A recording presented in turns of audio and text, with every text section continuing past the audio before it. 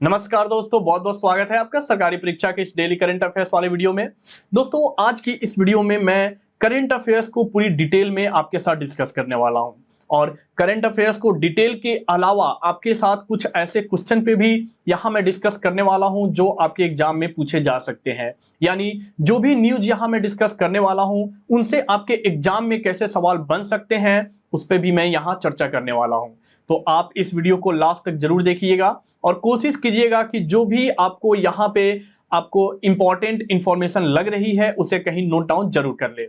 और सबसे जरूरी बात कि आप सारे के सारे इंफॉर्मेशन को ध्यान से सुनिए, क्योंकि हमने आपके लिए सिर्फ यहाँ पे महत्वपूर्ण जो भी इंफॉर्मेशन है उस पे मैं चर्चा करने वाला हूं। आलतू फालतू जितने भी इंफॉर्मेशन है उसको यहाँ पे मैं अटैच नहीं किया हूं। यानी आपको बहुत ही कम समय में आपके करंट अफेयर्स के पार्ट जो है मजबूत हो सकते हैं। आपको न्यूज़पेपर पढ़ने की जरूरत नहीं पड़ेगी, आपको टीवी देखने की जरूरत नहीं पड़ेगी, आपको कहीं से न्यूज वाले जो भी इंपॉर्टेंट पॉइंट है उसे फिल्टर करने की भी जरूरत नहीं पड़ेगी। और हाँ, एक और बात यह है कि आप जो भी ये करंट अफेयर्स यहाँ पे देख रहे हो इसकी पीडीएफ भी आपको हमारे जो है सरकारी परीक्षा पे मिल जाएगी और उसकी लिंक भी आपको डिस्क्रिप्शन बॉक्स में दे दी जाएगी। आप वहां जाए और उसको पीडीएफ फॉर्मेट में इंग्लिश और हिंदी दोनों लैंग्वेज में आप पढ़ सकते हैं।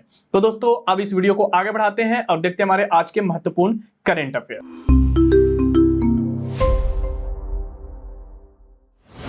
सबसे पहला हमारा जो न्यूज है वो है अपॉइंटमेंट से। क्या है कि रेलटेल कॉर्पोरेशन को नए चेयरमैन और मैनेजिंग डायरेक्टर मिल चुका है। अब इनका नाम क्या है, इनके पास कितने साल का एक्सपीरियंस है, ये सब बातों पे चर्चा करते हैं।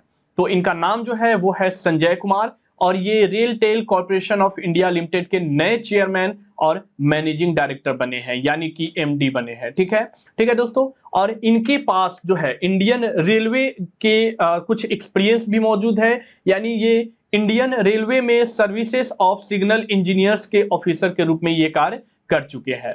और इनके पास इंडियन रेलवे में और भी सारे ब्रांचेस जैसे फंक्शनिंग, प्रोजेक्ट मैनेजमेंट और मार्केटिंग के फील्ड में इनके पास 30 सालों का एक्सपीरियंस है। यही कारण है कि रेलटेल कॉर्पोरेशन ने इन्हें अपने कंपनी के चेयरमैन और मैनेजिंग डायरेक्टर के रूप में नियुक्त किया गया है। अब रेलटेल जो है ये एक मिनी रत्न कंपनी है भारत की, और ये भारत की जो है one of the largest neutral telecom infrastructure provider है, जो हमारे देश में इस तरह की टेलीकॉम इंफ्रास्ट्रक्चर जो है प्रोवाइड करती है।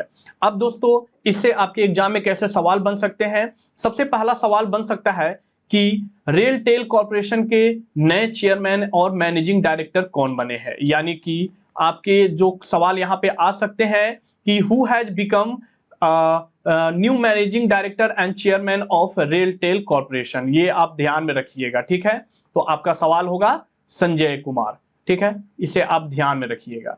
दूसरा सवाल आपसे यहां पूछ सकता है कि संजय कुमार को किस कंपनी के नए चेयरमैन और मैनेजिंग डायरेक्टर के रूप में नियुक्त किया है।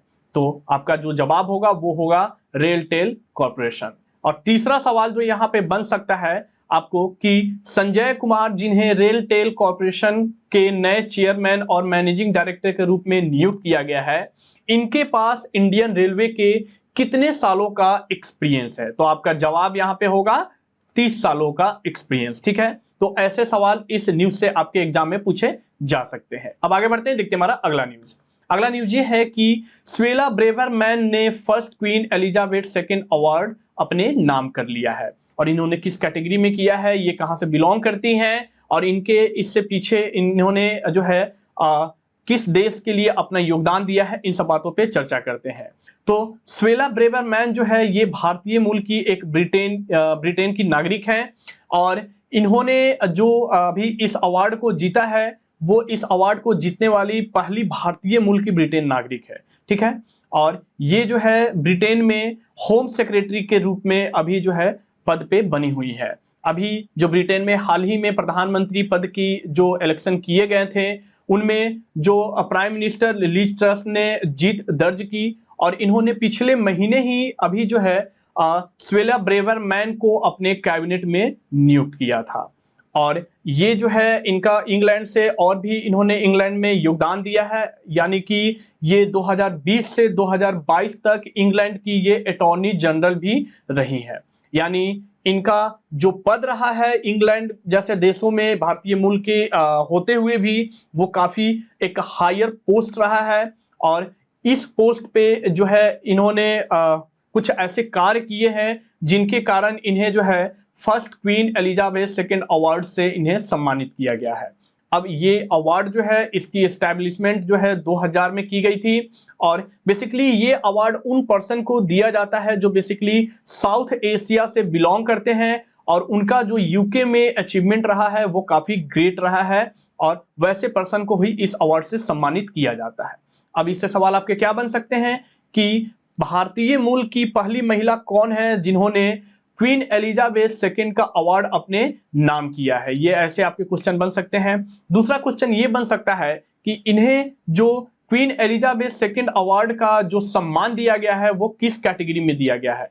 तो वुमेन ऑफ द ईयर की कैटेगरी में इन्हें इस सम्मान से सम्मानित किया गया है। ये याद रखिएगा, ये आपके दूसरे क्वेश्चन का जवाब है। और तीसरा क्वेश्चन ये बन सकता है कि स्वेला ब्रेवरमैन जिन्होंने हाल ही में फर्स्ट क्वीन एलिजाबेथ सेकेंड का अवार्ड जीता है, ये इंग्लैंड की अटॉर्नी जनरल कब बनी थी। यानी कि ये 2020 से 2022 के बीच में ये इंग्लैंड की अटॉर्नी जनरल रही थी। ये आपका थर्ड क्वेश्चन का जवाब है। तो ऐसे क्वेश्चन आपके एग्जाम में बन सकते हैं, इस पे थोड़ा आप ध्यान दीजिएगा। आगे बढ़ते हैं, देखते हैं हमारा अगला न्यूज। अगला न्यूज ये है कि मेक इन इंडिया जो इनिशिएटिव शुरू किया गया था भारत सरकार के द्वारा, उसने 8 साल कंप्लीट कर लिए हैं। अब जानते हैं कि इसे किसके द्वारा शुरू किया गया था, कब शुरू किया गया था, और इसने जो 8 साल कंप्लीट किए हैं उसमें कैसे कैसे अचीवमेंट्स हुए हैं।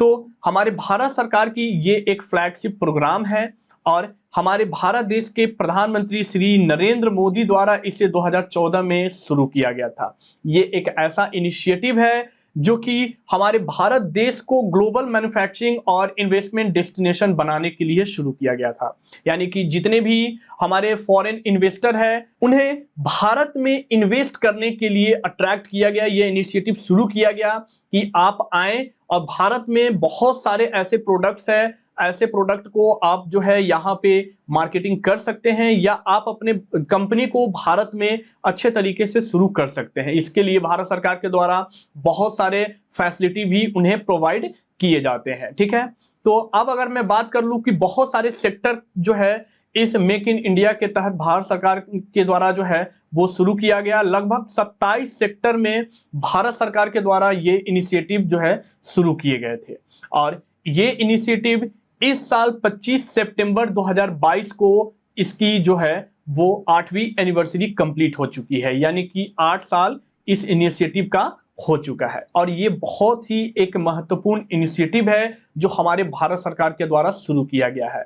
यानी कि मेक इन इंडिया बहुत ही इंपॉर्टेंट है। जैसे आप बहुत सारे सामान खरीदते होंगे उस पे made in China, made in Japan या बहुत सारे चीज जो है आप वहां देखते होंगे, लेकिन ये जो प्रोडक्ट है मेक इन इंडिया यानी कि ये जो इनिशिएटिव है ये एक ऐसा इनिशिएटिव है जो कि भारत को ग्लोबल मार्केट में एक अपना ही दर्जा देने के लिए शुरू किया गया था। अब इससे आपके कैसे सवाल बन सकते हैं इस पे देखते हैं। किस इनिशिएटिव का हाल ही में 25 सितंबर 2022 को 8 साल कंप्लीट हुए हैं। ऐसे पहले सवाल आपके बन सकते हैं कि किस इनिशिएटिव का हाल ही में 25 सितंबर 2022 को 8 साल कंप्लीट हुए हैं। तो जो कौन सा इनिशिएटिव है, मेक इन इंडिया इनिशिएटिव, ये आपका पहला जवाब होगा। दूसरा सवाल ये बन सकता है कि हाल ही में मेक इन इंडिया ने 25 सितंबर 2022 को कितने साल कंप्लीट किए हैं, यानी इस इनिशिएटिव का कितना साल पूरा हो गया है। तो हमारा जो सेकंड आंसर होगा वो होगा 8 इयर्स। और तीसरा ये बन सकता है कि हाल ही में भारत सरकार के द्वारा शुरू किया गया मेक इन इंडिया ने जो है 8 साल कंप्लीट किए हैं। ये 8 साल इनमें से किस तारीख को कंप्लीट हुए हैं, यानी कि डेट से रिलेटेड आपके सवाल बन सकते हैं। तो इससे आपके करंट अफेयर्स के जैसे सवाल बन सकते हैं, यहां मैंने आपके साथ डिस्कस कर लिया, उन्हें अच्छे से आप जरूर जो है कहीं नोट कर ले। आगे बढ़ते हैं, देखते हैं हमारा अगला न्यूज। अगला न्यूज ये है कि 25 सितंबर को अंत्योदय दिवस 2022 सेलिब्रेट किया गया है। अब ये क्या है और ये किसकी याद में सेलिब्रेट किया गया है, इसको किसके द्वारा शुरू किया गया था, इस टर्म को किसके द्वारा लाया गया था, इन सब बातों पे चर्चा करते हैं।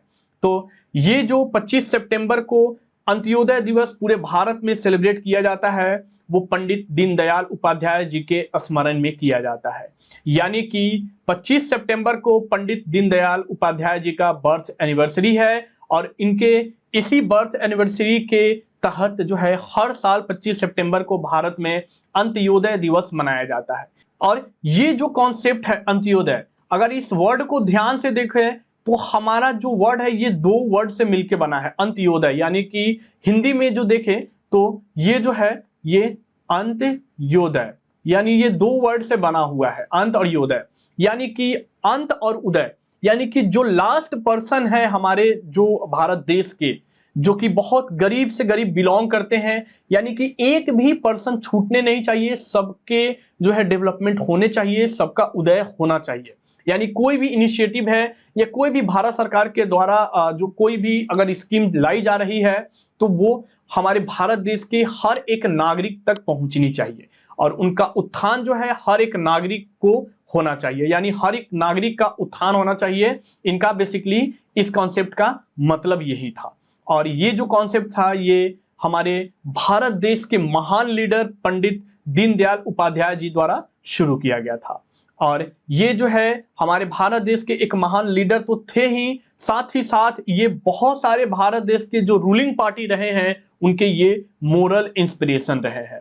इन्होंने कई सारे जो है जैसे कि भारतीय जनसंघ की भी इन्होंने स्थापना की है और ये आरएसएस के विचारक भी रहे हैं, यानी कि थिंकर भी रहे हैं, यानी ये आरएसएस को भी मानते थे, यानी आरएसएस का मतलब है राष्ट्रीय स्वयंसेवक संघ। इसको भी ये काफी जो है ये इसमें अपने ये जो है विचार प्रकट किए हैं इससे रिलेटेड, और इन्होंने भारत देश के उत्थान के लिए कई सारे महत्वपूर्ण कदम भी उठाए हैं। अब यहाँ पे बात आ रही है कि इससे आपके सवाल कैसे बन सकते हैं। तो जो फर्स्ट क्वेश्चन बन सकता है वो बन सकता है कि हाल ही में अंत्योदय दिवस 2022 कब मनाया गया है, यानी कि वेन आपसे बन सकता है, वेन से रिलेटेड सवाल हो सकते हैं कि अंत्योदय दिवस 2022 कब सेलिब्रेट किया गया है। तो हमारा जो पहला जो जवाब होगा वो होगा 25 सितंबर। दूसरा सवाल ये बन सकता है कि हाल ही में 25 सितंबर को अंत्योदय दिवस 2022 मनाया गया है, इसे किसकी याद में मनाया गया है। तो हमारा जो दूसरा जवाब हो सकता है वो हो सकता है पंडित दीनदयाल उपाध्याय। तीसरा सवाल ये बन सकता है आपसे कि हाल ही में अंत्योदय दिवस 2022 मनाया गया है, यहां अंत्योदय का मतलब क्या होता है। ये ऐसे भी सवाल आपके पूछ सकते हैं और वहां पे आपके ऑप्शन दिए रहेंगे the rise of the last person, यानी ये आपके तीसरे सवाल का जवाब है। आगे बढ़ते हैं, देखते हैं हमारा अगला न्यूज। अगला न्यूज ये है कि भारत का पहला एवलांचे मॉनिटरिंग रडार जो है उसकी स्थापना की गई है। कहां की गई है और किसके द्वारा की गई है, इसे किसके द्वारा डेवलप किया गया है, इन सब बातों पे चर्चा करते हैं। जैसा पहले इससे पहले आप यहां पहले थोड़ा सा फिगर पे ध्यान दें, अगर इमेज में, तो यहां पे आपको बाहुबली का एक सीन नजर आ रहा होगा। ये जो मूवी है ये बाहुबली जो है जो फर्स्ट पार्ट आया था वो मूवी है और ये जो सीन है यहाँ पे आप देख रहे हैं कि एक्टर जो है और एक्ट्रेस मौजूद है। और इस चीज को आप अच्छे से समझिए कि एवलांचे क्या होता है, यानी कि जो भी हिमालयन रीजन होते हैं जहां पे बर्फ से वो रीजन ढके हुए होते हैं, वैसे रीजन में कभी कभी क्या होता है कि वैसे रीजन में कंपन आने के कारण आइस ब्रेक्स होते हैं और ये आइस जो है इतनी भारी मात्रा में ब्रेक्स होती है कि जैसे जैसे ये स्लाइड होती है वैसे वैसे आसपास के क्षेत्र को ये कवर करते चली जाती है, इससे भारी नुकसान भी होता है और इसका अनुमान अभी तक सही तरीके से नहीं लगाया जा रहा था। और इसी चीज के लिए हाल ही में भारत का पहला एवलांचे मॉनिटरिंग रडार शुरू किया गया है और ये जो रडार शुरू किया गया है इसे कहां इंस्टॉल किया गया है, तो नॉर्थ सिक्किम में इंस्टॉल किया गया है। और इसको इंस्टॉल करने के लिए इंडियन आर्मी और defence Jio informatics and research establishment के द्वारा जो है इसे इंस्टॉल किया गया है, यानी इन दोनों ने मिलकर इस रेडार को स्थापित किया है। अब ये जो स्थापित किया गया है ये नॉर्थ सिक्किम के लगभग 15,000 फीट की ऊंचाई पे की गई है, यानी वहां पे भारतीय आर्मी का यानी इंडियन आर्मी का एक चौकी है, उसी चौकी के पास इस जो है रडार की स्थापना की गई है। और ये हाई एल्टीट्यूड पे लगाने का कारण यही है कि हाई एल्टीट्यूड के जो एरिया होते हैं वो पूरी तरह स्नो से कवर्ड होते हैं, ठीक है। और ये जो रेडार है ये जैसे ही एवलांसेस जो है ट्रिगर करेगा, जैसे ही एवलांसेस उत्पन्न होगा, वैसे उसके 3 सेकंड के अंदर जो है ये उसको डिटेक्ट कर लेगा। और जो इस रेडार में एक सायरन लगाए गए हैं, ये सायरन भी यानी कि ये लोगों को सचेत करना भी शुरू कर देगा। इससे क्या होंगे कि बहुत सारे जो भी जान माल है उन वो जो है इससे प्रोटेक्ट हो सकते हैं और कई सारे लोगों की जिंदगी भी बच सकती है। ये जो रडार सिस्टम है ये बेसिकली शॉर्ट माइक्रोवेव पल्सेस का उपयोग करके ये 3 सेकंड के अंदर जो है एवलांसेस को डिटेक्ट करता है। और ये जो ऑपरेट किया जा रहा है ये डीआरडीओ की विंग डीजीआरई यानी कि defence Jio informatics and research establishment के द्वारा इसे ऑपरेट किया जा रहा है। तो ये बहुत ही इंपॉर्टेंट क्वेश्चन है, आप इसे इंपॉर्टेंट वाले पार्ट में जरूर रख ले। और इससे जो सवाल आपके बन सकते हैं कि भारत का पहला जो है वो अवलांचे मॉनिटरिंग रडार की स्थापना कहां की गई है, तो ये कहां की गई है, आपके ऑप्शन में नॉर्थ सिक्किम रहेंगे या सिक्किम रहेंगे, तो आप उसे जरूर करेक्ट मार्क कर ले। दूसरा सवाल ये बन सकता है कि भारत के पहले अवलांचे मॉनिटरिंग रडार की जो स्थापना की गई है उसकी जो ऑपरेशन की जा रही है यानी कि देखरेख की जा रही है वो किसके द्वारा की जा रही है, तो हमारा जवाब होगा defence Jio informatics and research establishment यानी कि डीजीआरई के द्वारा। तीसरा सवाल ये पूछ सकता है आपसे कि भारत के पहले अवलांच मॉनिटरिंग सिस्टम रडार की जो स्थापना की गई है वो किस तरह के वेव पल्सेस का उपयोग करके इसको डिटेक्ट करता है, तो याद रखिएगा ये हमारा तीसरे सवाल का जवाब है शॉर्ट माइक्रोवेव्स पल्सेस, यानी कि ये एक माइक्रोवेव्स पल्सेस को जो है उस एरिया में जो उत्पन्न होते हैं उस पल्सेस को डिटेक्ट करके ये ट्रिगर करता है। आगे बढ़ते हैं, देखते हैं हमारा अगला सवाल। अगला सवाल ये है कि ई लर्निंग प्लेटफॉर्म भारत विद्या की शुरुआत की गई है, लॉन्चिंग की गई है, किनके द्वारा की गई है और क्या है ये, इसके बारे में जानते हैं। तो इसकी जो लॉन्चिंग की गई है वो हमारे देश की फाइनेंस मिनिस्टर निर्मला सीतारमन जी द्वारा की गई है।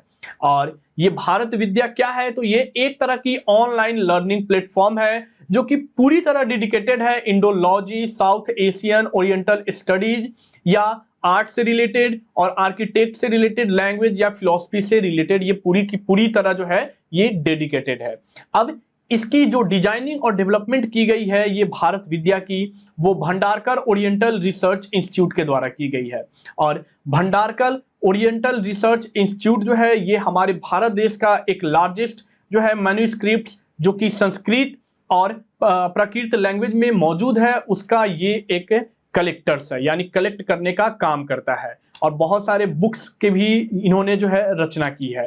तो इसके द्वारा जो है हाल ही में भारत विद्या की स्थापना की गई है।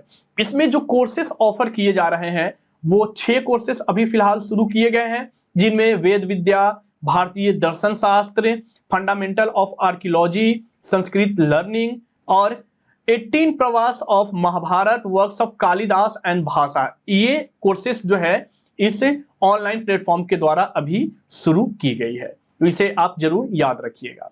अब इसमें कैसे सवाल बन सकते हैं कि हाल ही में ई लर्निंग प्लेटफॉर्म भारत विद्या की लॉन्चिंग किसके द्वारा की गई है, तो भारत विद्या की जो लॉन्चिंग की गई है वो निर्मला सीतारमन जी द्वारा की गई है। ये आपका जो है पहला सवाल का जवाब है, ठीक है।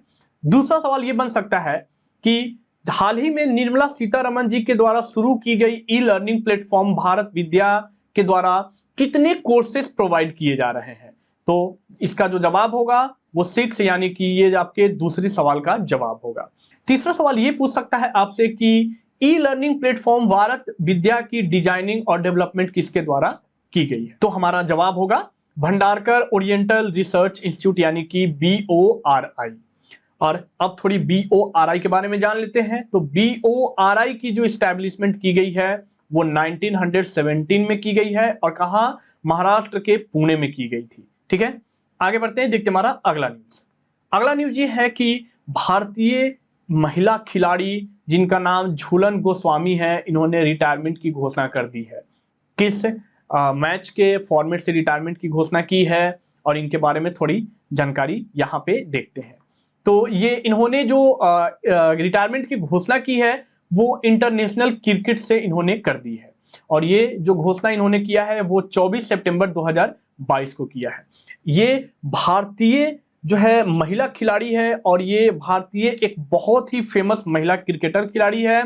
इन्होंने अपना जो लास्ट मैच खेला है वो इंग्लैंड के खिलाफ खेला है और इस मैच में भारत जो है वो जीत दर्ज किया है। इस मैच में भी इन्होंने विकेट लिए हैं, यानी कि ये इंडिया की फास्टेस्ट बॉलर में से एक है। और ये इन्होंने जो टोटल मैच खेले हैं उनमें 12 टेस्ट है, 203 ओडीआई है और 69 टी20 है। और इन पूरे मैचेस में जो इनके टोटल विकेट रहे हैं वो 355 विकेट्स रहे हैं सारे फॉर्मेट में। और केवल ओडीआई में अगर देखें तो ओडीआई में झूलन गोस्वामी का टोटल जो विकेट रहा है वो 253 विकेट्स रहा है। और ये वुमेन्स क्रिकेट में एक समय हाईएस्ट विकेट जो है टेकर भी रह चुकी हैं और आज भी इनके रिकॉर्ड को किसी भी महिला खिलाड़ी के द्वारा नहीं तोड़ा गया है। और ये पहली ऐसी जो है वुमेन क्रिकेटर है जिन्होंने ओडीआई में 200 से अधिक विकेट लिए हैं। तो इससे आपके सवाल अब कैसे बन सकते हैं? इसमें पहला सवाल ये बन सकता है कि भारतीय महिला खिलाड़ी झूलन गोस्वामी ने रिटायरमेंट की घोषणा कर दी है। इन्होंने अपना अंतिम मैच किस देश के खिलाफ खेला है? यह पहला आपका सवाल बन सकता है। तो यह जवाब होगा हमारा इंग्लैंड, यानी इन्होंने जो अपना लास्ट मैच खेला है वो इंग्लैंड के खिलाफ खेला है। दूसरा सवाल यह बन सकता है कि हाल ही में भारतीय महिला खिलाड़ी झूलन गोस्वामी ने रिटायरमेंट की घोषणा कर दी है। इन्होंने वनडे इंटरनेशनल में कितने विकेट लिए हैं? तो जो टोटल विकेटों की संख्या है वो है 253। आगे बढ़ते हैं, देखते हैं हमारा अगला न्यूज। अगला न्यूज ये है कि इंडियन न्यूज़पेपर सोसाइटी के नए प्रेसिडेंट की नियुक्ति कर दी गई है। ये कौन है और इन्होंने किनकी जगह ली है, इन सब बातों पे चर्चा करते हैं। तो इनका नाम है के राजा प्रसाद रेड्डी और ये जो है तेलुगु डेली साक्षी जो है न्यूज़पेपर से बिलोंग करते हैं और हाल ही में आईएनएस यानी इंडियन न्यूज़पेपर सोसाइटी के नए प्रेसिडेंट बने हैं। और इनके अलावा जो है आईएनएस के जो डिप्टी प्रेसिडेंट बने हैं उनका नाम है राकेश शर्मा और ये आज समाज से बिलोंग करते हैं। ठीक है, और अगर हम आईएनएस यानी कि इंडियन न्यूज़पेपर सोसाइटी की बात कर ले और अगर हम आईएनएस की बात करें तो ये प्रेस ऑफ इंडिया की एक सेंट्रल ऑर्गेनाइजेशन के रूप में एक्ट करती है, यानी कि हमारे जितने भी भारत में समाचार एजेंसी है या न्यूज़पेपर्स है या पीरियोडिकल्स है उसकी ये जो है मॉनिटरिंग करने का कार्य करती है। ठीक है, इसकी जो फाउंडेशन की गई थी वो 27 फरवरी 1939 में की गई थी और इसकी हेडक्वार्टर कहाँ है? नई दिल्ली। अब इससे आपके कैसे सवाल बन सकते हैं? तो पहला सवाल बन सकता है कि इंडियन न्यूज़पेपर सोसाइटी के नए प्रेसिडेंट कौन बने हैं? तो हमारा पहला सवाल का जवाब है के राजा प्रसाद रेड्डी।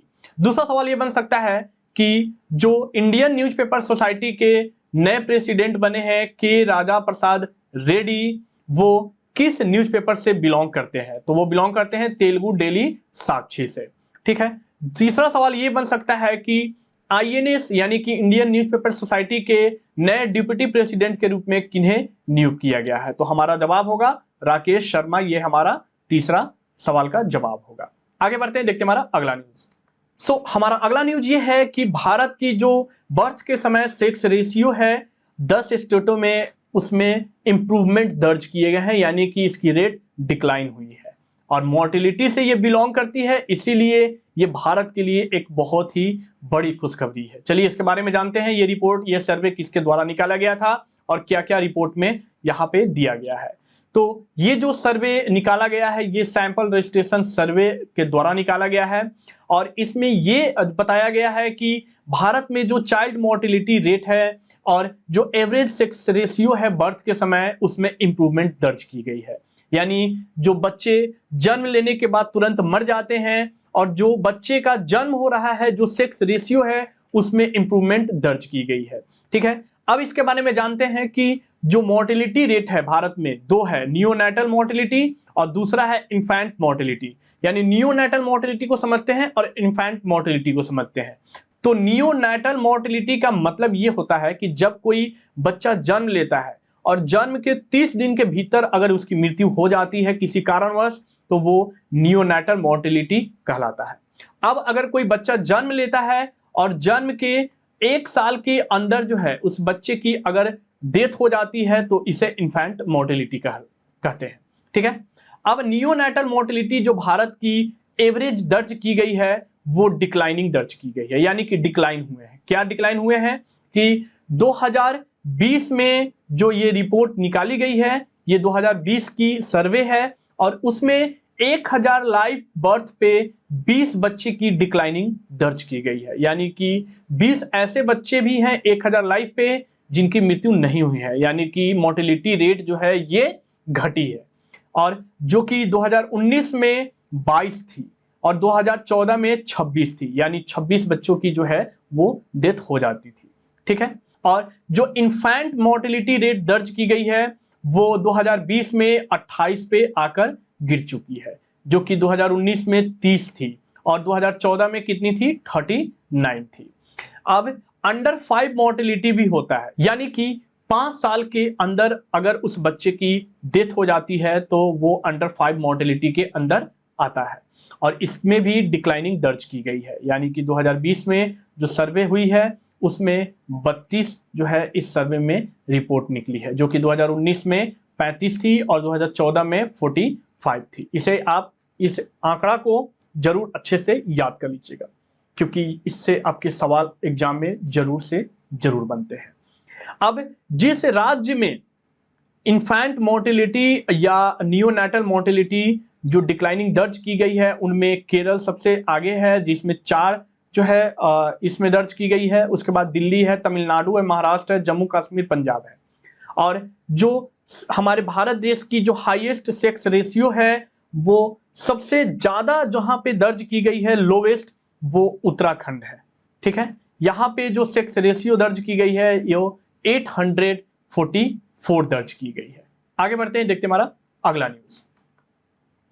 अगला न्यूज ये है कि एक सुपर टाइफून है जिसका नाम है नोरू, उसने किसी देश में दस्तक दी है, यानी कि इस टाइफून से रिलेटेड भी आपके एग्जाम में सवाल बन सकते हैं। चलिए इसके बारे में जानते हैं। तो सुपर टाइफून नोरू ने जिस देश में दस्तक दी है वो देश है फिलीपींस, और इसने फिलीपींस के कोस्टल वाटर ऑफ जैम्बस प्रोविंस में इसने दस्तक दी है, जिसके कारण इस एरिया में काफी भारी तबाही मचे हैं। अब ये टाइफून यानी ये एक तरह का साइक्लोन होता है, और आप जानते ही हैं कि अलग अलग जगहों पे साइक्लोन के अलग अलग नाम हैं। अभी कुछ दिन पहले की करंट अफेयर्स की वीडियो में भी मैंने हर एक एरिया जहां पे साइक्लोन को अलग अलग नाम से पुकारा जाता है, जैसे ऑस्ट्रेलिया में विली विली और ऐसे जगह पे जैसे जापान में टाइफून, तो इन सब जगहों और उसके जो अदर नाम है उस नाम के बारे में मैंने चर्चा किया था। तो आप हमारी करंट अफेयर्स की पिछली अगर आपने वीडियो नहीं देखी है तो उसे जरूर देखें, और अगर आपने देखी होगी तो आपको जरूर याद होगा। और आप हमें कमेंट करके ये बताएं कि आप जो है साइक्लोन के और किस किस नाम को जानते हैं, और वो नाम जो है कहां पे फेमस है, यानी कि किस एरिया में उस नाम को साइक्लोन को उस नाम से जाना जाता है, ये आप हमें कमेंट में जरूर बताएं। ठीक है, तो ये जो टाइफून नोरू है याद रखिएगा, इसे जो फिलीपींस में लोकल नाम दिया गया है ये कार्डिन के नाम से फिलीपींस में फेमस है, टाइफून कार्डिन।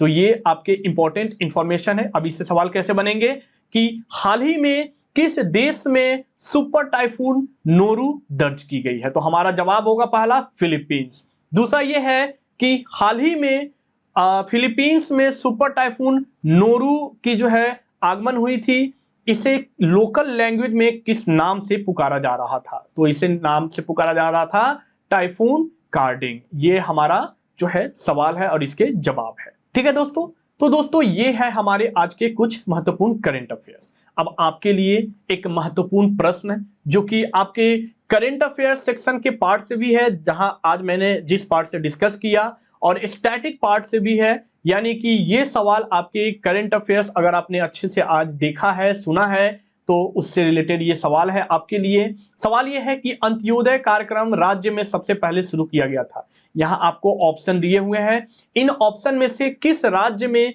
सबसे पहले अंत्योदय कार्यक्रम शुरू किया गया था। अभी अंत्योदय के बारे में हमने चर्चा किया था, पंडित दीनदयाल उपाध्याय जी के जो है बर्थ एनिवर्सरी पे हमारे पूरे भारत देश में अंत्योदय दिवस मनाया जाता है। और आपको मैं बता दूं कि ये जो सवाल है ये 65वीं बीपीएससी के एग्जाम में पूछे जा चुके हैं। यानी कि जो बिहार पब्लिक सर्विस कमीशन का एग्जाम होता है, वो 65वीं बीपीएससी जो एग्जाम हुआ है, उस एग्जाम में एकदम हूबहू ये क्वेश्चन पूछे गए हैं कि अंत्योदय कार्यक्रम राज्य में सबसे पहले शुरू किया गया था। यहाँ पे आपको ऑप्शन दिए हुए हैं बिहार, तमिलनाडु, आंध्र प्रदेश और राजस्थान। आपको क्या करना है कि आपको हमारे कमेंट बॉक्स में इसके सही जवाब बताने हैं। इससे आपके करंट अफेयर्स के साथ साथ स्टैटिक के पार्ट भी आपके रिवाइज होते रहेंगे। तो दोस्तों, इसका जवाब हमें कमेंट करके जरूर बताएं। तो आप इस करंट अफेयर्स की वीडियो को पर डे देखें, और जैसा कि मैंने आपको बताया है कि अब हर एक दिन की करंट अफेयर्स आपको हिंदी और इंग्लिश लैंग्वेज में पीडीएफ के फॉर्म में भी मिल जाएंगे। उसके लिए लिंक जो है आपको डिस्क्रिप्शन बॉक्स में मिल जाएंगे। आप वहां जाएं और उस लिंक पे क्लिक करके आप इस करंट अफेयर्स को पीडीएफ के फॉर्म में भी डाउनलोड करें। तो अगर आपको ये वीडियो पसंद आया है तो आप इस वीडियो को लाइक करें, शेयर करें और हमें कमेंट करके जरूर बताएं कि आपको आज का वीडियो कैसा लगा है। साथ ही साथ आप अगर चैनल पे नए हैं तो इस चैनल को सब्सक्राइब कर ले और बेल आइकन को दबा ले। जब आप बेल आइकन को दबाते हैं तो वहां जो नोटिफिकेशन में ऑल दिखती है उसको जरूर सिलेक्ट कर ले, क्योंकि आपको इस चैनल के माध्यम से सिर्फ करंट अफेयर्स ही नहीं बल्कि आपके एग्जाम से रिलेटेड हर एक वीडियो जो है यहाँ अपलोड की जाती है। तो उस सारी वीडियो की नोटिफिकेशन आपको मिलती रहेगी। ठीक है दोस्तों, तो आप अपने पढ़ाई को जारी रखें और आप अपने आने वाले एग्जाम के लिए जी तोड़ मेहनत करें। तब तक के लिए धन्यवाद।